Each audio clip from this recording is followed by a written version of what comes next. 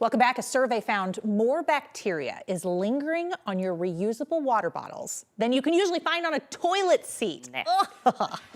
Our 9 News Health expert joins us now.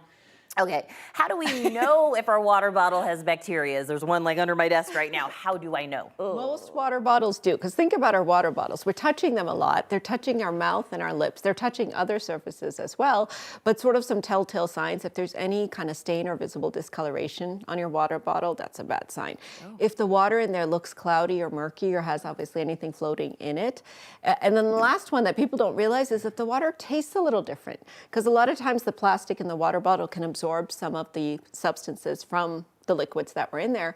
So if it starts to taste different, that's a sign that it might have mold or bacteria. Well, and if we're being honest, we're not washing our water bottles every day. Well, here's the water thing. in it. I think it's frequently just water. Well, that's any how dish. people think, Yeah, right? I mean, it's clean, it's water. It's only a third of people wash them daily. So 2/3 of us don't wash them daily. And think about what we do with them. We leave them in the car where it's warm and it's an incubator for heat and bacteria to grow. So we really have to get in the habit of washing them every day. Every year there's a hot new bottle that you have to have. So like what's the bottle most conducive to bacteria growth? Or maybe it's more of like the material we're talking about, I guess. Yeah, so that's also something they've looked at. So if you look at plastic water bottles, it's really not supposed to be the material. It's more how you maintain the material. But over time and wear and tear, you can see that plastic water bottles can get little scratches in them where the bacteria can live. Whereas if you have stainless steel surface, less likely to get scratched. It can still get scratched, but more non-porous, so less likely to have bacteria. Also what you're putting in it. So think about if you're putting kind of a sugary drink in there, that's more likely to cause problems with your water bottle getting bacteria in it, as opposed to just water, as you said as well.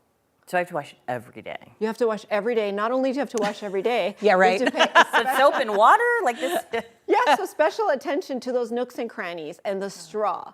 That always gets me, right? Because it's the straw, it doesn't get cleaned properly. And that's where the nooks and crannies and the straws are kind of where the most bacteria is. So when you're washing that water bottle every single day, you're gonna dump out everything that's in it. You're gonna take out the straw and the mouthpiece and try to separate it if you can. If you can't separate it, just make sure you're paying extra attention to it using like a little brush on it.